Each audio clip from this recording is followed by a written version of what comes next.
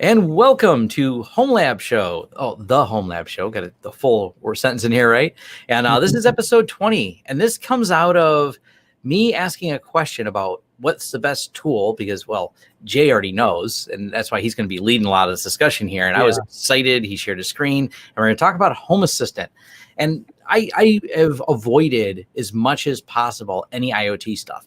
And every time someone brags about their studio setup and things like that, you watch a video or in all the automation some tech YouTubers talking about, it's not about Home Assistant. It's about, I tied it to insert name of your favorite cloud provider. And then in some cases, if you go back a little bit through the history of these devices, I think it was maybe Home Depot. One of the companies had sold a lot of the devices, and then the company that was running the cloud got bought by another company, and they dropped all the support, and all the devices quit working because if there's no cloud controller. Also, privacy concerns, all your data being there versus, in your control. And what if someone takes over that cloud and it's externally accessible and this flips your light switches on and off, or more dangerously cranks the heat up or turns the heat off, or any of those functions that you may have tied to this. And this is where it's fun, where we're going to talk about Home Assistant. I'm just excited, like if you couldn't tell. Absolutely. There's going to be a lot of fun subtopics that are included in that. And of course, security and privacy is definitely going to be a part of that, because you have to consider those things if this is a direction you want to go down. So we absolutely are looking forward to talking about this. And one more, because someone said this in the comments, but me and Jay laughed about this. So we actually did the show notes on Monday prior, and I know of the channel, of course. Everyone knows who Linus Tech Tips is, but I'm not like a regular watcher. And when I started doing some of the notes, we actually realized that Linus had released a video the same day we put the notes together for this show. So that is a coincidence. This is not coordinated with Linus Tech Tips at all. What's funny about that is, I love doing YouTube videos, as everyone knows, but the biggest downside about doing YouTube videos is that I don't get a chance to consume the content that I like, that from other people, videos that other people do. I don't get a chance to do that. So I can't remember the last time I watched a video from Linus. And honestly, it's probably been a year, or even one of your videos. I have at least 2 or 3 of your videos on my watch later list, one of them being the Greylog videos. So I need to get that done. Then also the retro gaming videos I'm into. All of that just goes by the wayside. I don't know which YouTuber is doing what. I don't know what they're up to these days. So when Tom posted the video right after we decided to do Home Assistant, or linked to Linus's video, I'm like, really? Like, oh boy. Okay. We promise that's a coincidence, but basically, but it's a good one. Yeah, it is. And Tom was here at the studio. The videos were already uploaded when he was here, and he got to see some of this in person. And then we were doing a screen share the other day, and then he's like, why don't we do an episode on this? I'm like, okay, let's do it. So but first we've got to talk about Linode, because they're sponsoring the podcast, and that's an important thing. But Linode is awesome. I don't take sponsors lightly. There's a vetting process, and when they partnered with Learn Linux TV to do sponsored ads on there, it's like, well, I'm already using you guys, so it's a big win for me. It's kind of easy to talk about something that you're already using. And they are the platform of choice for all the web-facing websites for Learn Linux TV, as well as this podcast. So when we tell you to go in, take advantage of the free credit to get your account started, it's not like we're one of those YouTubers or, content providers that hate the product and it's like, well, we got to mention it because of the thing. No, we like it. We actually use it, and you are using it as well if you are on our website. So we're drinking the Kool-Aid. Linode is awesome. They have a marketplace, one-click apps to get you going. You can set up custom Linux servers, even Arch Linux, which I love that so much. Like, who else gives you access to an Arch Linux server? And we have to take a moment to appreciate. Arch is an option.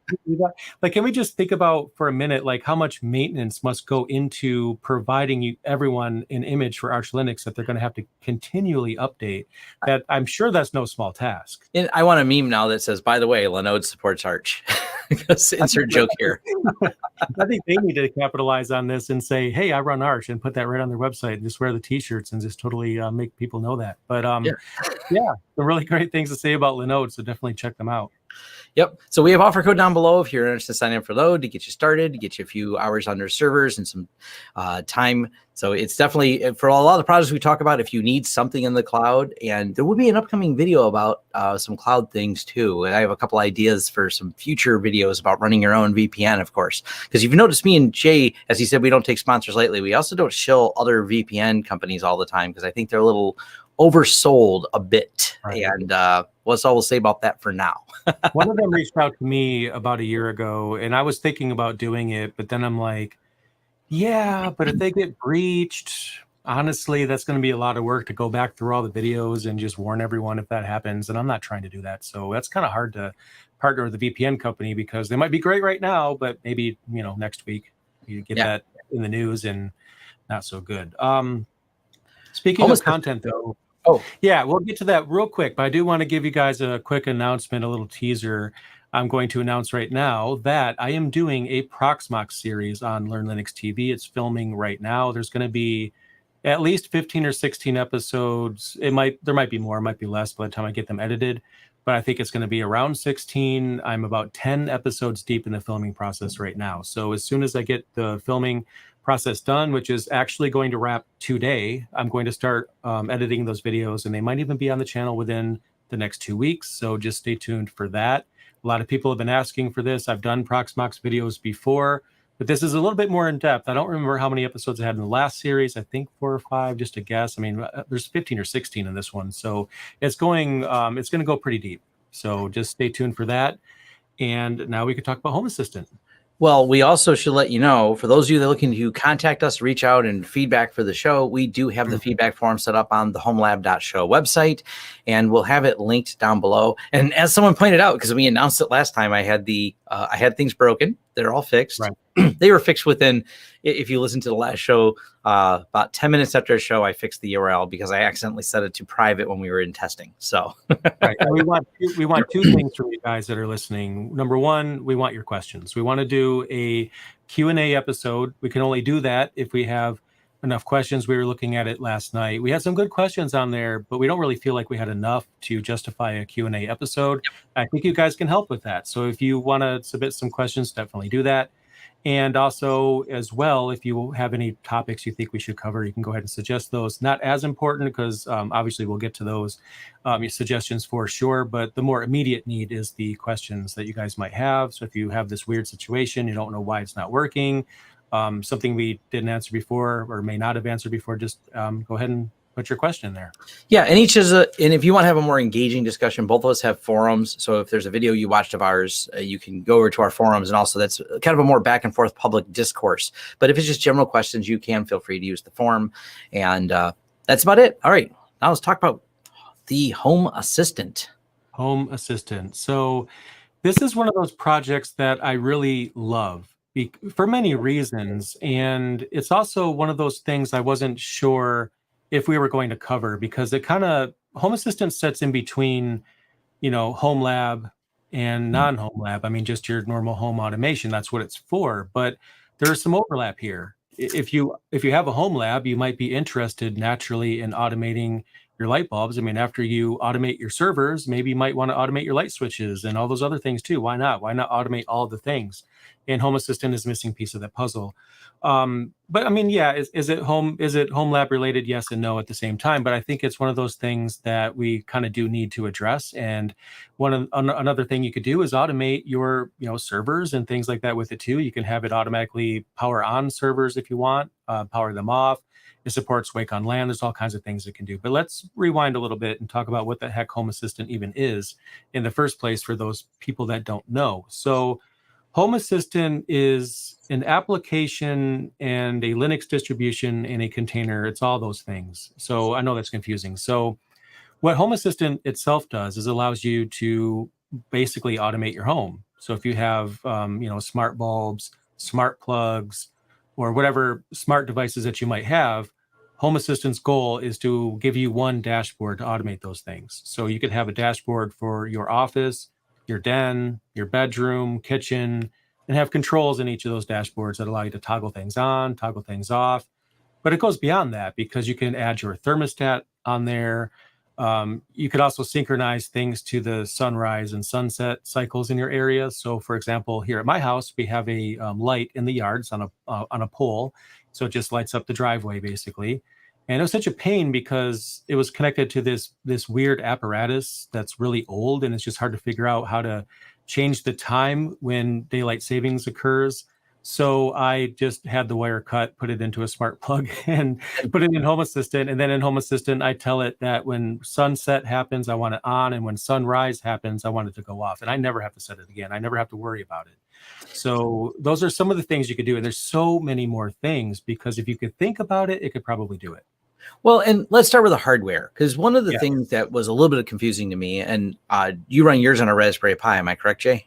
I did. Yeah. But not anymore. So right now I'm running it as a Proxmox VM.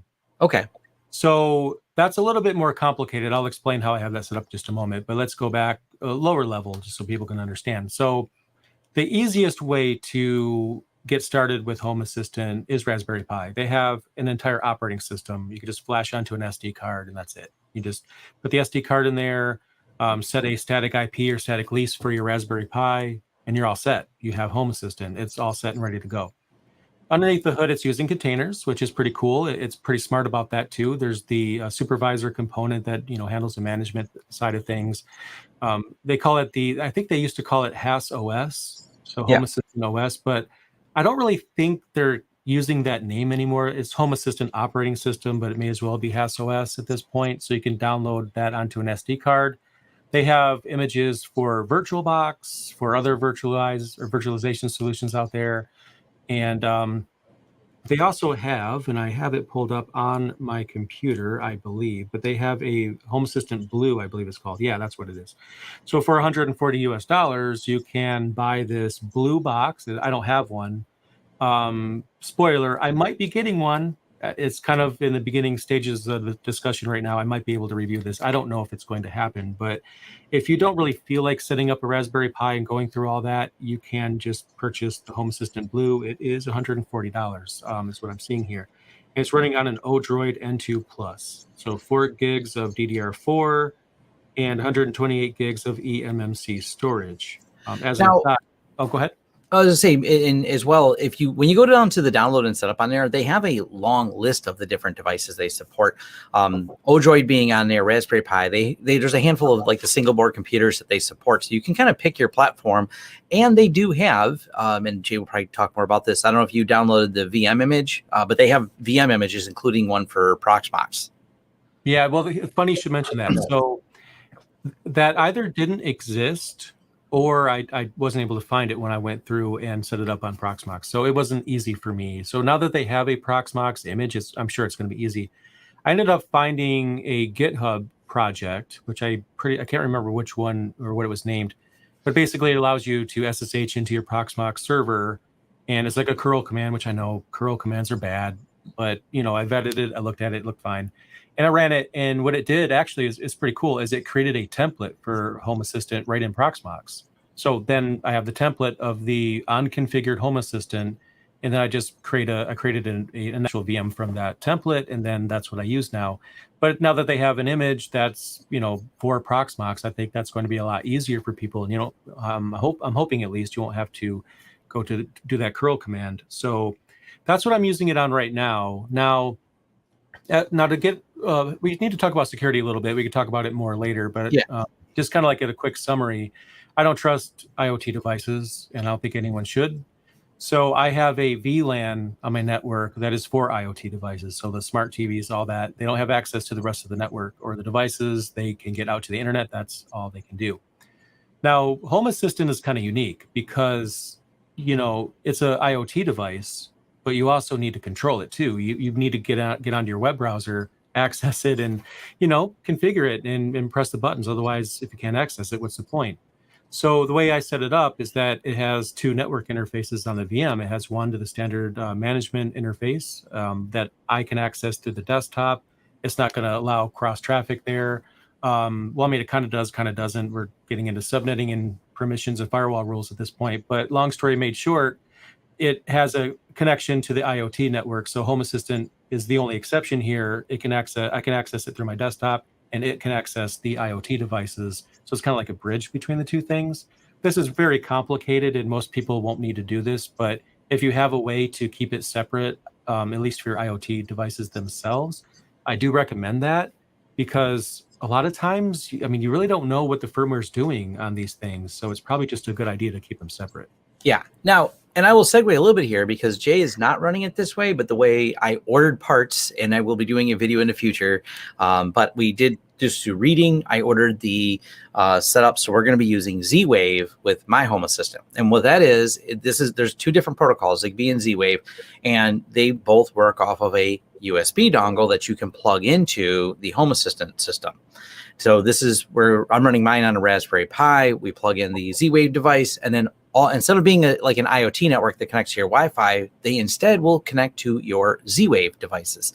So this creates like a separate network where all the Z-Wave stuff. Now, I'm going to have to do a deeper explainer, and after reading enough about Z-Wave and Zigbee, it could probably be its own episode on those protocols, I realized. But in short, it's a different way of interacting. So the way Jay is set up, they're all connected to his Wi-Fi network, the smart plugs and different devices, and simultaneously his Home Assistant is connected to that same subnet. Therefore, it can talk to those.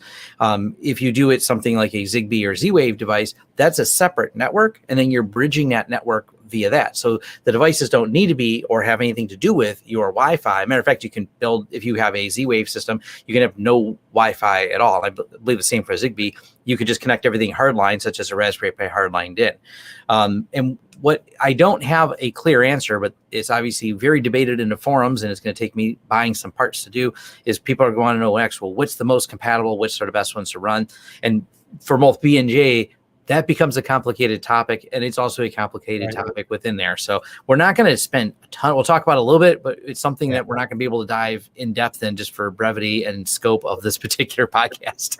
Right. So yeah, we do have to touch on it a little bit, but I agree. I think before we talk about that, it's important to understand integrations, because that's what makes Home Assistant able to do what it does. It can integrate with different things, and Home Assistant by itself, without integrations, it can do some stuff, right? But it can't do much. So you have two choices. Generally, you can have a device with custom firmware, which is great.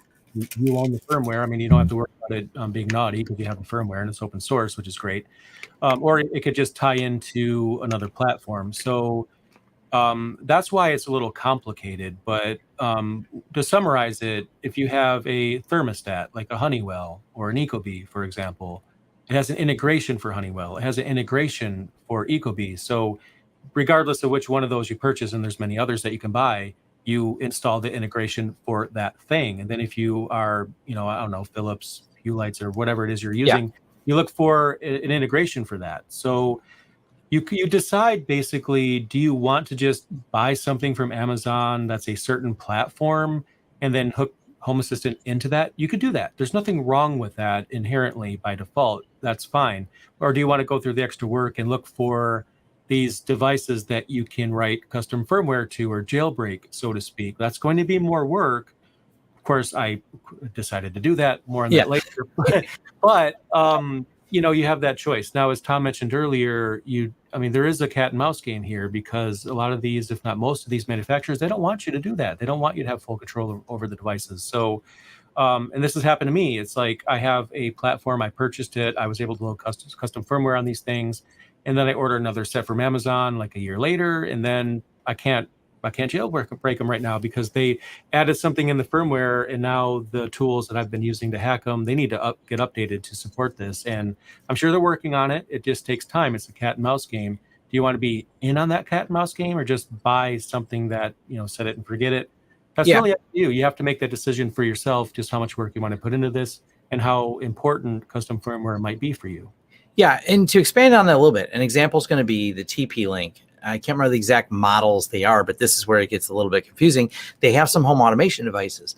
They have ones that, without connecting to TP-Link's cloud servers where they normally would reside, you can have Home Assistant talk to them directly on a network. But then if you bought them and followed the forums further, at some point there is a firmware change they made that broke Home Assistant's ability to talk to them. But then you have to go find the old firmware, which apparently a few people have linked to and available in the forums, and downgrade it. So there's two ways Home Assistant can talk to a device: native and local. There's one option. So the device is on your network and it talks to it locally. You can talk to it, of course, through the, as I mentioned before, the Zigbee or Z-Wave protocols. Those are other ways you can have it talk to it. Then you can talk to it through APIs. And I'll throw that out there because this is kind of an interesting thing that I've learned how it works as well. It can talk to my Tesla. Not natively as if my Tesla, my car, is on the same network. No, but you can get my Tesla API key, and my Tesla talks to Tesla Cloud, and then Home Assistant, Tesla included, has a long list of cloud services it supports. So Home Assistant runs inside of your network or wherever you put it, but then can reach out through API calls to talk to other devices that may not be able to talk locally to it. This is why it's kind of like, at some point I'm gonna have to create like a visual graph of all the ways it can connect to try and break it down. But it's one of those things that you kind of surprised all the lists of support. And the good news is they have good documentation on their site, so you can really type in something you may already have if you're thinking about getting Home Assistant, like Ecobees. I believe Nest is even in there. Yep. Even though we can't talk natively to Nest, it'll talk through Google's API that talks to Nest. So you can have levels of integration with it that doesn't really solve your privacy concerns you may have with something like a Nest, but it does give you levels of control for those particular devices. Yep, and that's a decision. That's part of the process, right? You want to get this going. Our goal isn't to, tell you guys that it's so much work, it's so much research to go into this to make you like not want to. You definitely should check this out. But to keep it simple, just make your decision. Do you want custom firmware or not? How much do you trust the manufacturer of the devices that you're thinking about buying? You can just ask some questions, or just better yet, search the forums for Home Assistant, because maybe someone's already asked and the answer is right there. You're thinking about product X, you want to get that, and someone's already tried it out and this is their experience, then it might not actually take that much work. Yeah. So, now, quick side note on when Jay says custom firmware. Good news is there's documentation on how to do this. Right. There are a couple pins essentially you have to gain access to on some of the plugs, and then you connect in, and we can either solder to it, or if you have the little micro clips, you can clip onto the pins that are on there. And then there are tools out there to flash these custom firmwares. So not all the devices that I looked up, in actual fact, it seemed like the majority of ones I looked up just require you to jumper these pins and push a firmware to it. So it's not, it sounds daunting, because if you've never done that before, that's obviously scary. But it's actually kind of cool watching it work. And I did find a few people, if you just type in like the device you're looking at, there's people who have some pretty basic YouTube videos that show you where the pins are, or just forum posts with pictures, and you see what to do. And then the cables you need to connect to your computer to push the firmware and reflash these plugs, because there's a common, I don't even know if it's open source, but at least a common operating system. I can't remember the name of it. It's got like Talo something. Is it Talo? It's got a strange name. Sorry, I'll leave it in the show notes down below. But it's how you actually swap the firmware on them. Yeah, I used a tool called Tuya Convert, Tuya Convert. Tula, yeah, that's it.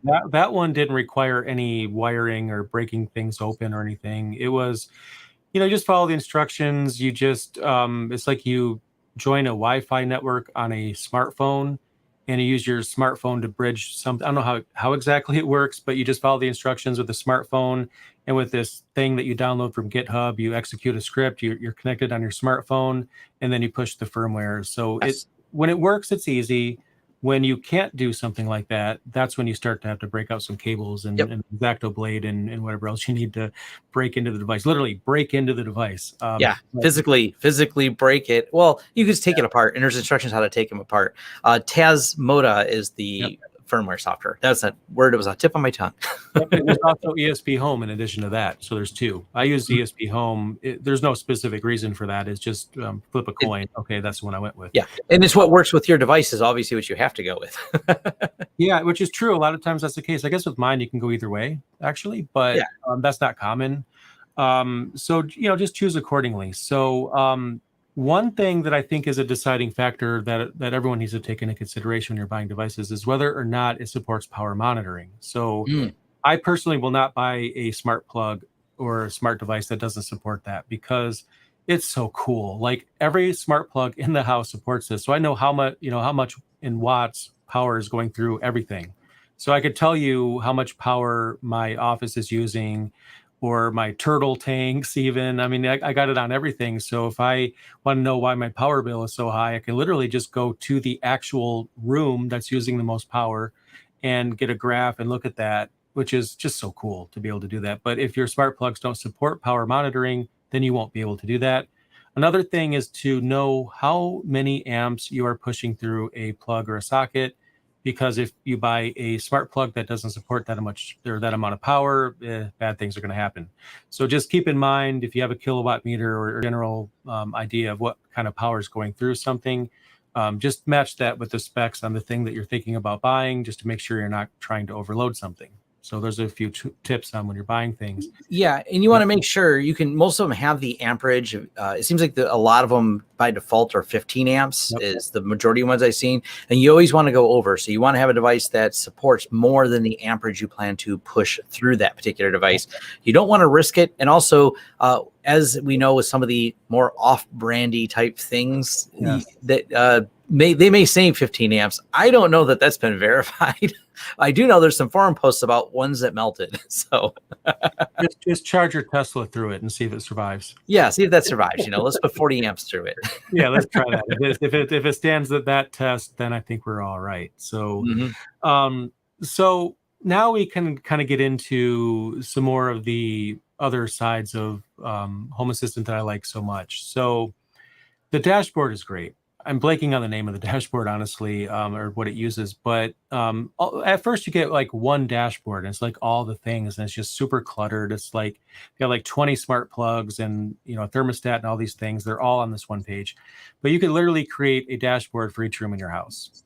So you can have one for your office, your den, your bedroom, whatever you want to do. You could decide that.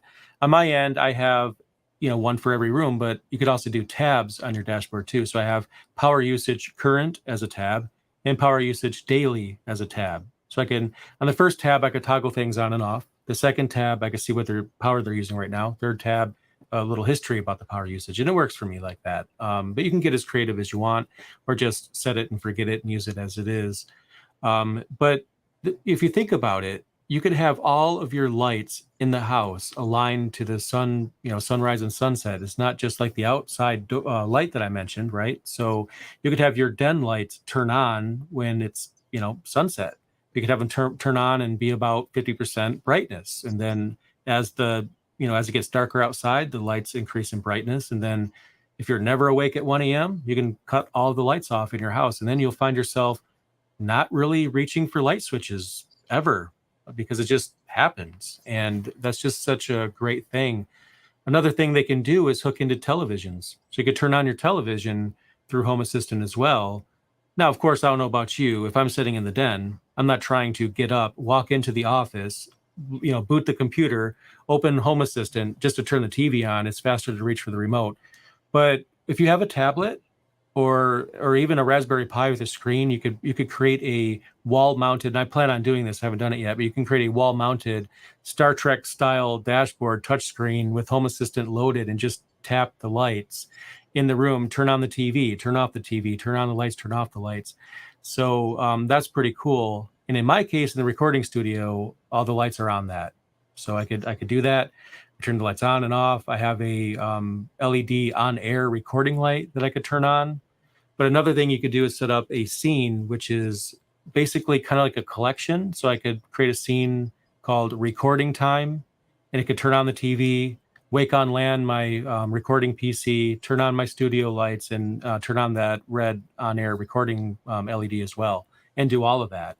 If my camera was able to hook into it, I could probably have that automated as well. But you can go pretty deep into this, and you'll be surprised just how many devices actually integrate with Home Assistant. They're really doing a great job with integrating to all the things as much as they can. Well, and let's go a step further. You can chain events together. And if you're not familiar with like tools such as if this, then that. Yep. It's a very similar, but you get to host it in your Home Assistant. You could set up motion monitors, for example. There's a lot of devices outside of just smart plugs or smart monitoring I can do, but you could set up motion devices that do things like, hey, we've noticed motion in this room, activate these things. So you can say activate the lights. And that way, when you are out of a room, instead of just having a normal motion light, you can set up rules for it. Jay even mentioned too, you can have it look for your phone pinging something on the network. Oh, yeah. Presence detection. Presence detection. It says when your phone joins the Wi-Fi network, turn everything on. When your phone leaves the Wi-Fi network, you're clearly have left the building or whatever, you can start turning things off. So when it doesn't detect a device attached to the network, it says, well, you left the home, but you left the lights on. Nobody's home because I can't ping any phones, and we'll start turning things off. That's provided you don't just turn your phone off for privacy reasons when you get home, because something might be listening. Yeah, but another thing you could do there too with presence detection, if you have an AC, which I think a lot of us do right now because of summer, you don't need that, really cool, chill wind going through your house when nobody's home to enjoy it. You can have the AC, assuming you don't have pets that have temperature requirements. You can literally just, oh yeah, I don't care if the temperature's 80 degrees in the house when I'm not home. Who cares? I'm not home. But you can make it so that when you walk in the door, AC kicks on, cools down the house. So that way you're not paying for heat or air conditioning that you're not using right now. And you can wake on LAN your servers if you want to. So if you have a Homelab and you're not home, maybe you can set it up to gracefully shut down your servers. So you're not actually using power in your servers, assuming that you don't have backup jobs that are scheduled to run at a certain time. You can just have it shut down everything. Nobody's home. When you get home, everything comes back on. So using Home Assistant that way, paired with power monitoring, you could actually potentially lower your power bill, and maybe even Home Assistant will pay for itself. Yeah, and I've even seen there's some humidity sensors, so you can go chain more things together where you have humidity sensors combined with some other sensors to create events based on that. We turn an extra fan on, some level of circulation, and for people like myself, especially my old house, we were in an edge of a floodplain essentially, so making sure that there was no moisture in certain areas of the house when we had these heavy rains, because if you haven't followed the weather like me and Jay do here in Michigan, we've had some flooding. So being able to monitor for that with your Home Assistant and send alerts to you. It's some really cool stuff that you can do on there. Yeah, I don't know about you. I actually don't pay attention to the weather at all. We have 4 seasons: cold, colder, coldest, and hot here in Michigan. Yeah. Those are our seasons in construction. But yeah, I mean, you can use Home Assistant in some really creative ways, and it's one of those things. And this is what I love the most. You keep finding new ways or new things to do with it. It just starts with a few smart plugs. Okay, that's great. Then you buy more smart plugs, and you buy smart bulbs, and you're buying this and you're buying that. You can buy it over time. You don't have to buy anything all at once, but you'll find yourself kind of coming up with some new ideas, which is actually great. Someone in the chat room mentioned Lovelace as the name of the dashboard, or the type of dashboard that this uses, which is true. So thank you. Several people mentioned that. So that's the type of dashboard that it uses. You can create a bunch of dashboards in there. And a couple other things I want to mention. There's a store where you can download third-party things if there's something that's not covered by an integration. My favorite is the Google Drive backup. It's my favorite, but it's also not. I don't really like Google Drive, to be honest. But Home Assistant is kind of hard to back up via conventional means, because what I think about is I have TrueNAS, and Home Assistant itself has a backup utility built in that will take a backup of itself. And that backup is great because you could literally you could just install Home Assistant, restore that backup. That's it. It's that good. It has literally everything in there. Problem is, you have it on an SD card or whatever your Home Assistant device is using. The disk dies, you lose the backups along with Home Assistant. So you want to get those backups somewhere else. And this is one thing that I feel like Home Assistant doesn't really make easy, unfortunately, because what I think about is, I'll just set up a cron job that'll rsync the backup folder along with all the backup files within it to my TrueNAS nightly. So that way I don't worry about it. I could just restore it when I need to. The problem is SSH is disabled by default, which is great, but it continually disables SSH over and over again. And it's unreliable because I guess they just hate SSH and they want to kill SSH at any possible opportunity that they can. So it's just like, I had a monitor for SSH. It's like, it's down again. I have to log in, go into the console, start it. At least at the time I tried, there was no option to automatically start it. I think there was, but they took it off. So I'm like, okay, well, there's no rsync protocol or built in, at least when I looked originally that I could use, like no rsync daemon to use. So I just didn't have any more time to look. They have a Google Drive backup. You install that. If you are a fan of Google Drive, you'll love it.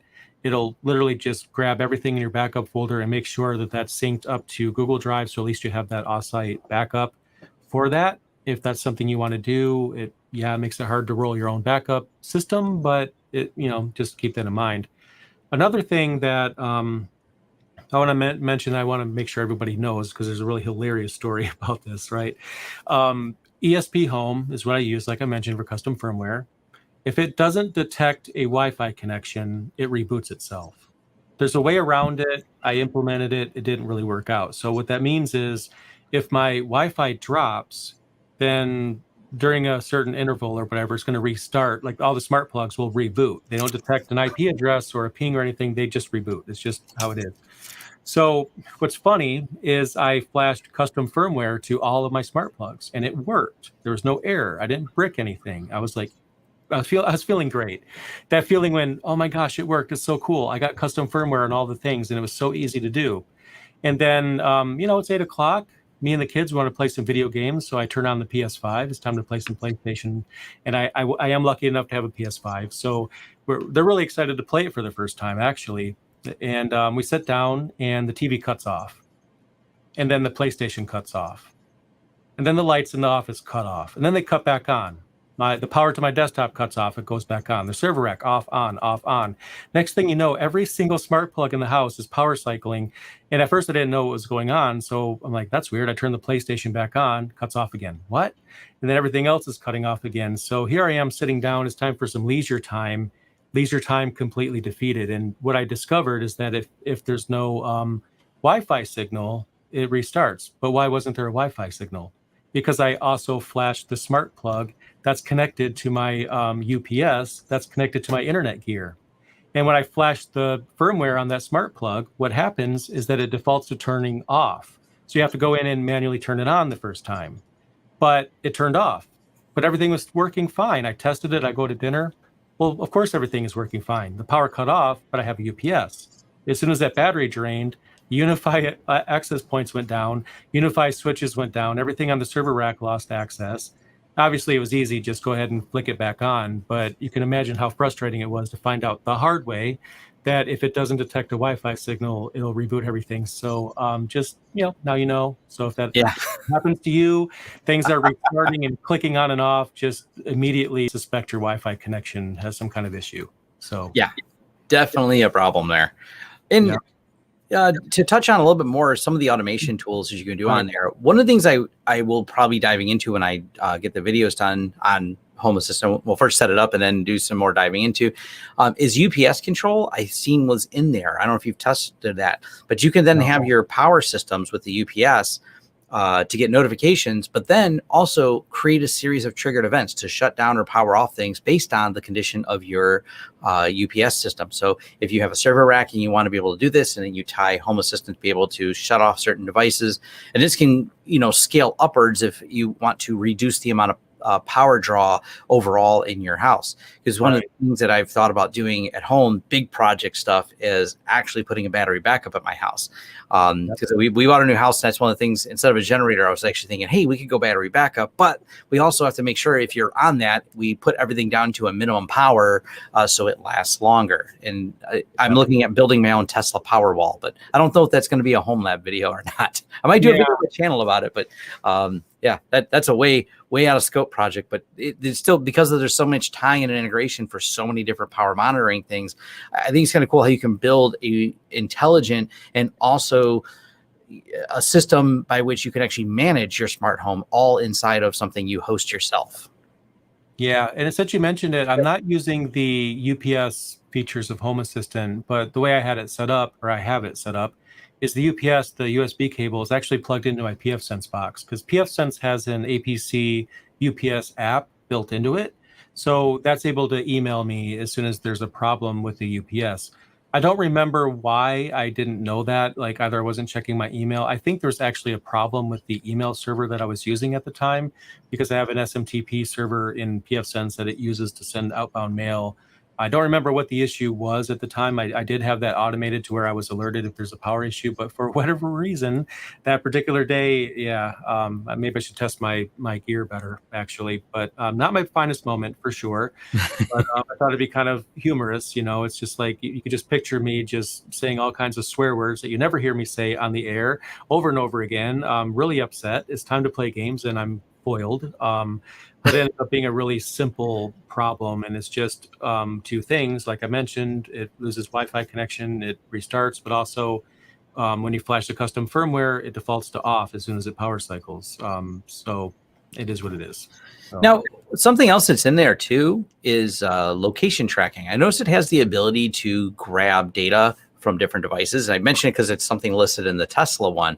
And if I'm not mistaken, there's ways you can do geofencing in there to trigger location versus when an action occurs. Is that correct, Jay?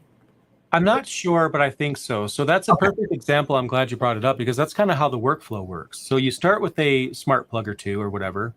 And you graduate to, at first it's cool. You could just turn it on and off by clicking the button in the interface. Then you graduate to scheduling that.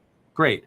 And then you graduate to maybe setting up presence detection. So now it knows when you're home. And then maybe you graduated again to something like GPS or whatnot. So it seems like everything kind of just naturally builds, like you implement the things. And then after a while, there's just like this natural path that Home Assistant just goes on. And it's just, if you enjoy automating things, it just gives you like this endless enjoyment because there's just so many different tips. And just when you think that you figured it out and you have it all set up, you hear about someone else in a blog or a podcast, a YouTube video or something, and you hear about what they're doing. Like, I want to do that too. And then just implement what they're doing in yours. And then it's just like the gift that keeps on giving. And I think that's why it's so popular for Homelab users, because we like these projects that give us something fun to work on, but also keeps building on itself and just gives us repeated enjoyment from. Yeah, and you could build a lot of stuff for automation around things like gardening. And I bring it up, neither me, and I'm pretty sure Jay's not a gardener either. I will be, actually, but not right now. But I will be, yes. Yeah, at some point. Well, that's where we all plan to go and retire as tech people. We're like, all right, we've had enough of this industry. We're all just going to go live on a farm with our friend Phil. Anyways, the farming stuff, though, there's a lot of, the reason I'm bad at plants is they need constant attention, and apparently I don't give them that. But these are where I've seen some cool projects that get me excited. Like, I could be a tech gardener because if you build automation around it, it has that ability to detect. And it's like, you know what, this needs to be watered. And you tie that together, like Jay said, you go down the rabbit hole of, why not get a moisture detector? Why not detect how much moisture is in the soil so it doesn't overwater it because maybe it was going to rain, and then it goes ahead and does all of that. Or maybe you tie in weather prediction. If it predicts rain, skip the watering, because even though the water saturation is not good now, we're predicting rain, and then go back and check that. It's, oh boy, you can build some fun stuff with this. Yeah, there's so many things you can do, and I just love it. I know there's a lot of things I'm forgetting, and as soon as we stop recording, it's like, oh my God, I can't believe I didn't mention this or mention that. It's something that I do recommend if this does interest you, that you get started. I think like the easiest way to get started is to buy some smart plugs. I mean, you could buy smart outlets and actually change the outlets in your house. If you know how to do that and you know how to do that safely, definitely go for it. But it's probably cheaper just to buy a few smart plugs. You can usually get a pack of 4 or something like that. And then if you already have a Raspberry Pi, then you're most of the way there already. You could just load a Home Assistant OS on that and get that going if you want to, or just buy that blue box that they sell if you want to go that direction. But I think that's probably the easiest way to go. And after you get the hang of setting up those plugs, then you can, I don't know, maybe add some smart bulbs to it. And then if you want to change your outlets, you could do that. If you want to integrate your TV, your game systems, your Roku, whatever it is, you could start doing that too. And you'll be surprised how many things that you already have in your house that it'll integrate with. And then next thing you know, it's like, hey, look what I can do. I think that one thing that's really hard for most people is, I hate to call it this, but it's so true. It's like the spouse approval factor, because, and it's not just like the spouse. If you have one, it's like anyone in your house, right? You might have kids, a friend, someone living with you, whatever. They're used to just flipping the switch on. So, if you automate this, then people have to get used to not doing that. And that you'd be surprised how hard of a habit that is to break. But one thing you can do to make it a little bit easier, if you actually replace the smart switches or the actual switches for your lights with a smart switch, then that doesn't create that confusion, because you can literally have something on, like without a smart switch, they flip the switch up to turn the light on, light doesn't come on. Why? Well, because it's automated and they cut the power to it. That's bad, because now there's no power going to the smart plug anymore. So then the light's not automated anymore. So rather, you can either try to get people out of the habit of doing that, or you could just get these smart switches that are smart enough to know it's supposed to be on right now. So it just becomes an override switch at that point if you need that. So that could be something that's a little hard to get used to, but I think people will enjoy the fact that it just makes your house more homely, because you just, the sun sets, the lights start to go on, and you don't touch it. It just makes you feel more at home, at least it does for me, and I think it's awesome. In one of the things, like we're just gonna read it one more time. This is just like any other Homelab project, because it becomes an addiction. You have one smart plug. Next thing you know, you have 200 smart plugs, and you know the wattage of every room in your house, just like Jay does.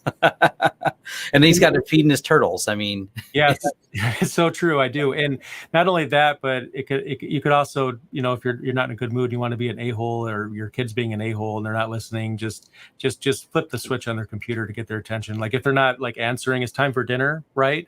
Home assistant, you could just like hit the switch on their computer. The computer just cuts off. Be like, well, I tried calling you, but I got your attention now. It's hilarious to do that because it works, and they hate it so much when you do that. So, but we have teenagers, so right. They are in the rebellious phase of their life, and we are in the tech phase where we can turn things off. I wonder what it's like to grow up with parents that are tech savvy. I don't know what that's like personally. I am that parent, but I have to imagine that it's like, oh my God, I can't do anything here. Like they'll just cut my internet off at the minute I say the wrong thing. Yes. Oh my gosh. My son's friends think it's weird that dad understands memes and tech jokes. So their parents definitely do not understand a lot of it. So I'm alone. I'm alone among that, which means those kids are able to get away with things that my son's like, yeah, dad's got that locked down. Yeah, it's like you have that ARP watch thing on pfSense, and then you tell your kid, like, why are you bringing devices into the house and attaching them to Wi-Fi, trying to circumvent the firewall? I can see the MAC address coming in. I know you're doing it. Fun times. Yep, fun times for sure. All right, we'll be leaving links to all this. I don't think we have anything else to say about Homelab other than Home Assistant, other than go get started. Buy your first couple devices. Raspberry Pi, is the base level. Get one device, and a month from now, we'll hear back from you with about 100 devices. But it's easy to get started. Of course, it's free. If we didn't mention at the very beginning, this is not a product that has any licensing fees or anything like that.